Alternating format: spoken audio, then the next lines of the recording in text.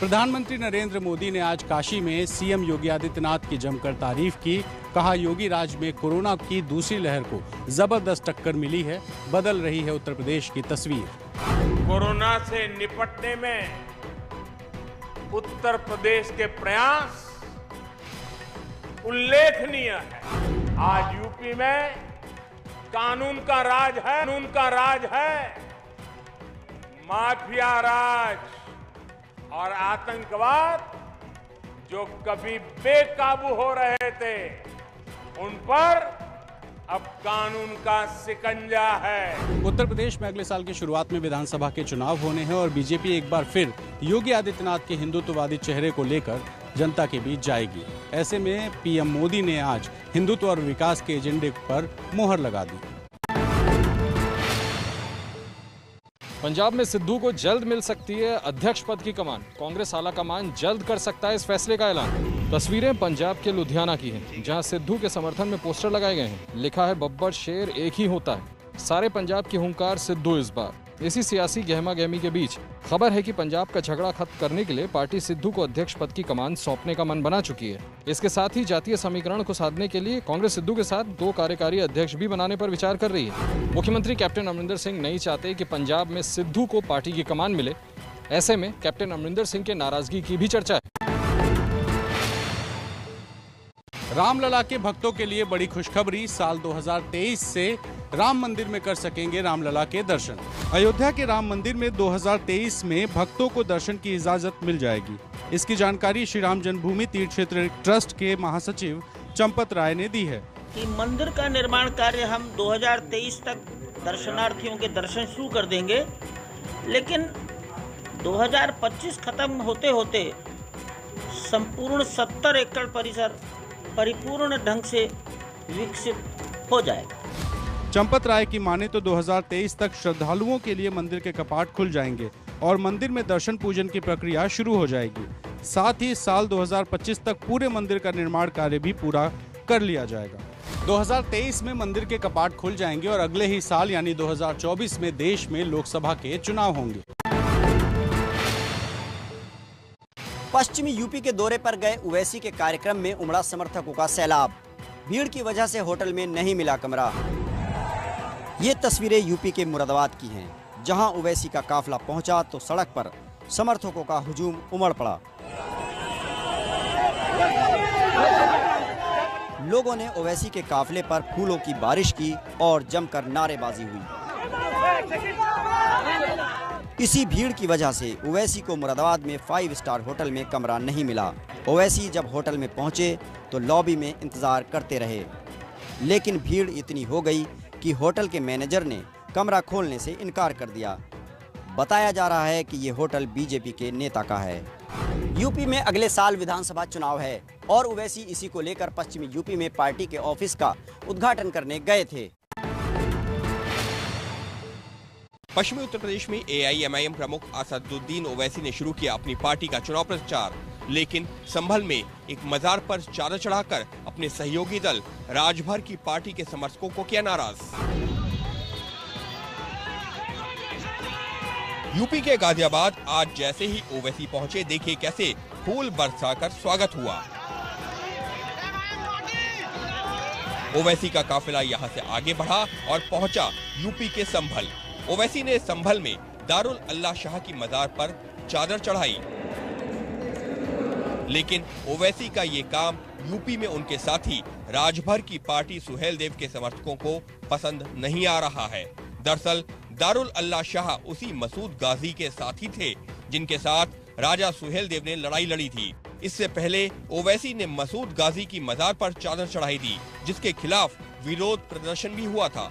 आगामी यूपी चुनावों को लेकर ओवैसी की AIMIM पार्टी ने राजभर की सुहेलदेव पार्टी से गठबंधन किया है, लेकिन जिस तरीके की तस्वीरें और जानकारियां सामने आ रही हैं, उसने इस गठबंधन के भविष्य पर ही सवाल खड़े कर दिए हैं।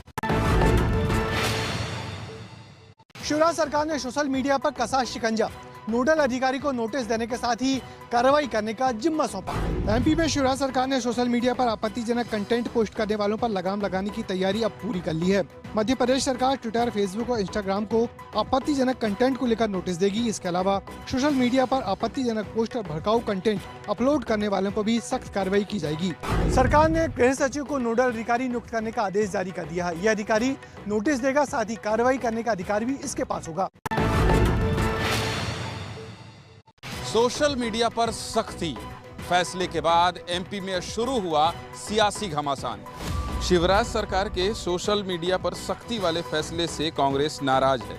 कांग्रेस का कहना है कि शिवराज सरकार लोकतंत्र का गला घोंट रही है। निश्चित तौर पर इसकी जितनी भर्त्सना की जाए कम है। ये लोकतंत्र की हत्या है। लोगों की आवाज दबाने और दमन करने की इंतहाई हो चुकी है।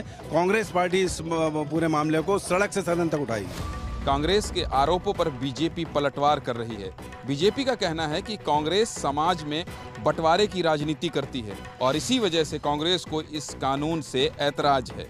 सोशल मीडिया से नाराजगी नहीं है, पर निश्चित रूप से खासकर कांग्रेस का जो डर्टी ट्रिक्स डिपार्टमेंट है वो समाज में पैनिक क्रिएट करने के लिए इस तरह की अफवाह फैलाता है। इन राजनीतिक बयानबाजियों को देखकर तो यही लगता है कि अभी एमपी की सियासत में सोशल मीडिया पर संग्राम मच सकता है। पाकिस्तान की इमरान खान सरकार को चीन ने बड़ा झटका दिया है। पाकिस्तान में बस धमाके में चीनी नागरिकों की मौत से नाराज है चीन।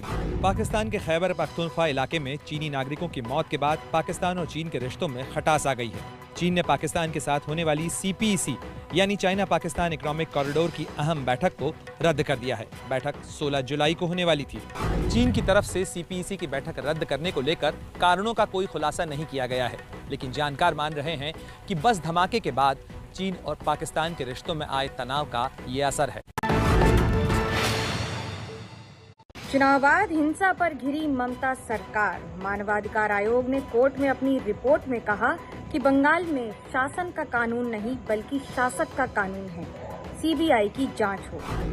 बंगाल में 2 मई को विधानसभा चुनाव के बाद हुई हिंसा की जांच कर रहे राष्ट्रीय मानवाधिकार आयोग ने कलकत्ता हाईकोर्ट में बेहद अहम जानकारी अपनी रिपोर्ट में दे दी है। आयोग ने हिंसा को लेकर अदालत से कहा कि बंगाल में कानून का शासन नहीं बल्कि शासक का कानून चलता है। बंगाल हिंसा के मामलों की जांच राज्य से बाहर की जानी चाहिए। CBI इसकी जांच करे। हालांकि TMC कह रही है कि CBI जांच की जरूरत नहीं है। आज तृणमूल कांग्रेस के प्रतिनिधिमंडल ने चुनाव आयोग से मुलाकात करके बंगाल की 7 सीटों पर विधानसभा के उपचुनाव कराने की मांग की। दरअसल मुख्यमंत्री ममता बनर्जी को एक सीट से चुनकर सदन पहुंचना होगा। गांधीनगर रेलवे स्टेशन के पुनर्निर्माण का कार्य हुआ पूरा। कल PM मोदी करेंगे उद्घाटन और इसके साथ और कई योजनाओं की भी होगी शुरुआत। गांधीनगर रेलवे स्टेशन देश का ऐसा पहला स्टेशन बना है जहां पर ट्रैक के ऊपर 5 स्टार होटल है। इस होटल में 318 कमरे हैं। प्रधानमंत्री कल इसका उद्घाटन करेंगे। Gandhinagar station city centre mall की तरह तैयार किया गया है, जिसमें बिग बाजार और शॉपर स्टॉप के मिनी आउटलेट भी होंगे। इस स्टेशन पर बिना खंभों वाला एक बड़ा हॉल भी बनाया गया है। कल यहां से 2 ट्रेनें भी शुरू हो रही है। प्रधानमंत्री नरेंद्र मोदी कल गांधीनगर कैपिटल रेलवे स्टेशन का वर्चुअली उद्घाटन करेंगे। यहाँ की डिजाइन और यहाँ की आकर्षक वॉल पेंटिंग स्टेशन की सुंदरता में 4 चांद लगा रहे हैं। क्या कमलनाथ को कांग्रेस पार्टी में कोई बड़ी जिम्मेदारी मिलने वाली है? आज कांग्रेस अध्यक्ष सोनिया गांधी से अचानक हुई कमलनाथ की मुलाकात के बाद शुरू हुए कयास। काले रंग की कार में दोपहर को कमलनाथ सोनिया गांधी के आवास पर पहुंचे और सोनिया के साथ उनकी काफी देर तक मीटिंग चली।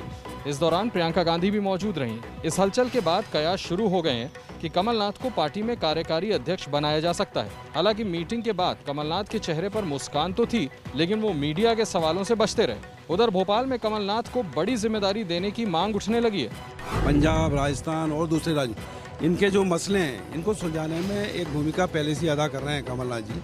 तो मैं समझता हूँ ऐसे कोई मामले होंगे या कोई ना कोई ऐसी बात होगी जिसके लिए ये अहम मीटिंग हो रही है। मैं समझता हूँ इसके अच्छे रिजल्ट आएंगे। कांग्रेस में अभी सोनिया गांधी पार्टी प्रमुख हैं, लेकिन उनकी तबीयत बार बार खराब होती रहती है।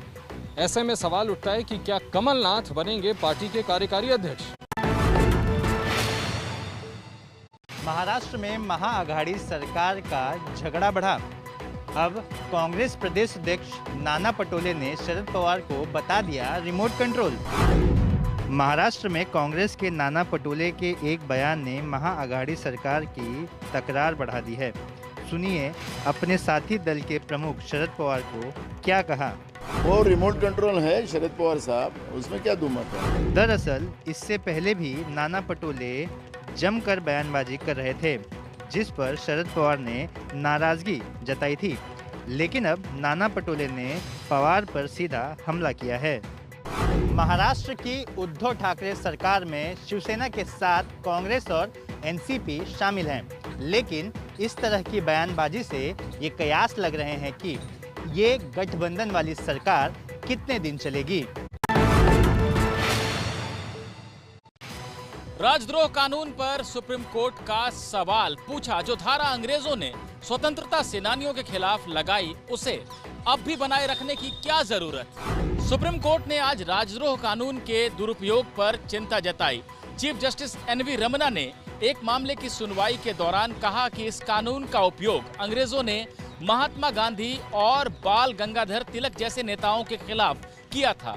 आश्चर्य है कि आजादी के लगभग 75 साल बाद भी सरकार इस कानून को बनाए रखने की जरूरत समझती है। कोर्ट ने आज इस मसले पर सेना के रिटायर्ड अफसर की याचिका पर केंद्र को नोटिस जारी किया। अर्जी में आरोप लगाया गया है कि इस कानून के जरिए राजनीतिक विरोधियों को फंसाया जा रहा है। सुनवाई के दौरान केंद्र सरकार ने इस बात के संकेत दिए कि वो कानून में बदलाव कर सकती है। यूपी में फिर चालू होगा डीजे का शोर। डीजे बजाने पर लगी रोक सुप्रीम कोर्ट ने हटाई। यूपी में डीजे बजाने का शोर एक बार फिर चालू होगा। सुप्रीम कोर्ट ने डीजे न बजाने वाली पाबंदी हटा दी है। दरअसल साल 2019 में इलाहाबाद हाई कोर्ट ने एक मामले की सुनवाई करते हुए डीजे बजाने पर रोक लगाई थी, लेकिन अब सुप्रीम कोर्ट ने ये कहते हुए उस रोक को हटा दिया है कि याचिकाकर्ता ने सिर्फ एक इलाके में शोर की शिकायत की थी, पर हाईकोर्ट ने पूरे राज्य में डीजे पर पाबंदी लगा दी। 2 साल पहले जिस मामले की सुनवाई के दौरान डीजे बजाने पर रोक लगा था, वो कांवड़ यात्रा से जुड़ा था। अब एक बार फिर यूपी में कांवड़ यात्रा शुरू होने वाली है और डीजे से रोक हट गई है। धमाके की साजिश रचने के आरोप में गिरफ्तार किए गए आतंकियों को कानूनी मदद देगा जमीयत उलेमाए हिंद। एटीएस ने अब तक 5 संदिग्ध आतंकियों को किया है गिरफ्तार। लखनऊ में धमाका करने की साजिश रचने के आरोप में मिनहाज मशीरुद्दीन के साथ कुल 5 संदिग्ध आतंकी गिरफ्तार हो चुके हैं। जमीयत उलेमा हिंद नाम के संगठन ने इन संदिग्ध आतंकियों को कानूनी मदद देने का ऐलान किया है। इस मरहले के अंदर वो मुल्जिम है, मुजरिम नहीं है। ये तो अदालत फैसला करेगी कि क्या है। कोर्ट इसीलिए बने हैं, हाई कोर्ट है। मिनहाज और मशीरुद्दीन को एटीएस ने रविवार के दिन लखनऊ से गिरफ्तार किया था और बाकी 3 आरोपी कल गिरफ्तार किए गए हैं। यूपी के बुलंदशहर में साध्वी की हत्या से हड़कंप। मंदिर परिसर में निर्मम तरीके से हुई हत्या। पुलिस के मुताबिक चामुंडा मंदिर में 10 साल से सेवा कर रही साध्वी की हत्या दुपट्टे से गला दबाकर की गई है। साध्वी की हत्या कर आरोपी मोबाइल व बैंक से जुड़े कागजात लेकर फरार हो गए। घटना बुलंदशहर के बुकलाना की है। साध्वी मंदिर के ऊपर बने कमरे में रहती थी, वहीं हत्या हुई है। देखिए ऐसा है कि बीती रात गर्भवती जो महिला का नाम है, ये चामुंडा के ऊपर एक बने कमरे में रहा करती थी। रात 9 बजे तक इनको लोगों ने देखा है। सुबह जो सबसे पहले यहाँ पर आई महिला, उन्होंने देखा कि वो मृत अवस्था में पड़ी है। ज़्यादा जो चोटें हैं उससे लग रहा है कि उनको किसी ने मारा है। कार्रवाई पंचायत और पीएम की कार्रवाई करा के आगे कार्रवाई की। पुलिस जांच में जुटी हुई है कि साध्वी की हत्या लूट की नीयत से की गई या मामला कुछ और है। जम्मू में फिर दिखा संदिग्ध ड्रोन। बीती रात जम्मू एयरफोर्स स्टेशन के पास देखा गया संदिग्ध ड्रोन। पिछले महीने आतंकियों ने एयरफोर्स स्टेशन पर ड्रोन से हमला किया था। जम्मू कश्मीर में ड्रोन की संदिग्ध गतिविधियां रुक नहीं रही है। बीती रात जम्मू में एयरफोर्स स्टेशन के पास फिर एक ड्रोन उड़ता दिखा तो हड़कंप मच गया। इससे पहले मंगलवार रात जम्मू कश्मीर के अर्निया सेक्टर में अंतर्राष्ट्रीय सीमा पर उड़ते ड्रोन को देखे जाने का दावा किया गया था।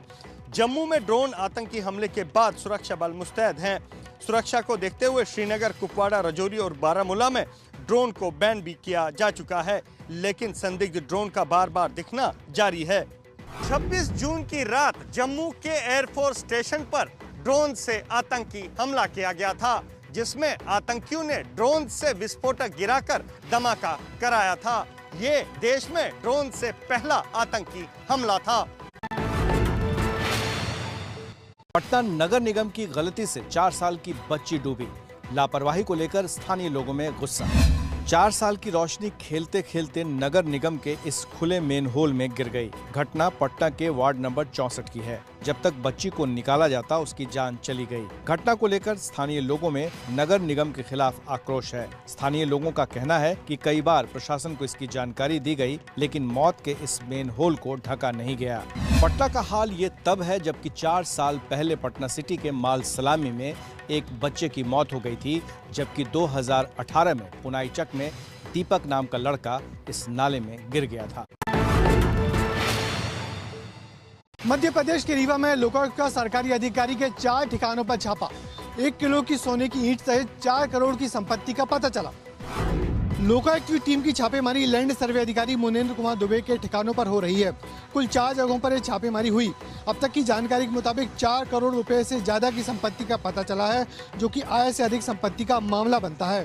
संपत्तियों की जानकारी प्राप्त हो रही है, FDR भी है और इसमें हमें 1 किलो की सोने की ईंट भी बरामद हुई है, अन्य संपत्तियों के साथ में। फिलहाल जांच जारी है और लोकायुक्त पूरी संपत्ति का आकलन करने में जुटी हुई है। रेगिस्तान के राज्य राजस्थान में बारिश का कहर। सीकर में बाइक सवार बहते बहते बचा। जैसलमेर में सड़कें बनी समंदर। गली में पानी की ऐसी धार बह रही है मानो नदी ने रास्ता बदल लिया है, और इसी पानी की धार में एक बाइक सवार बहते बहते बचा है। देखिए कैसे पानी की धार बाइक सवार को बाइक सहित ले जाने को बेताब है। तस्वीरें सीकर के खंडेला की हैं। कई दिनों से हो रही मूसलाधार बारिश की वजह से सीकर और आसपास के इलाकों में पानी ने लोगों को परेशान कर दिया है। सीकर रेलवे स्टेशन पर पटरियां पानी में डूबी हुई हैं। ऐसा ही हाल आसपास के स्टेशनों का भी है।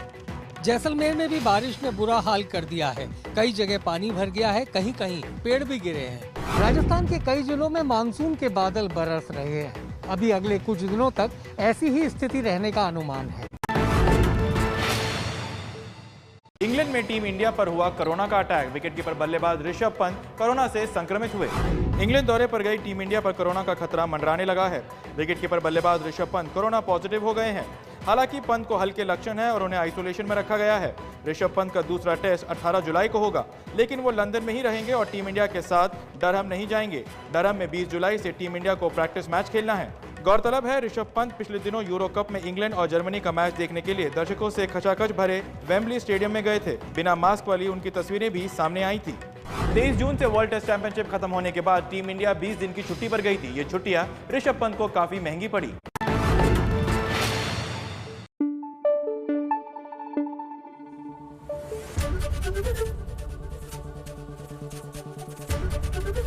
ABP न्यूज आपको रखे आगे।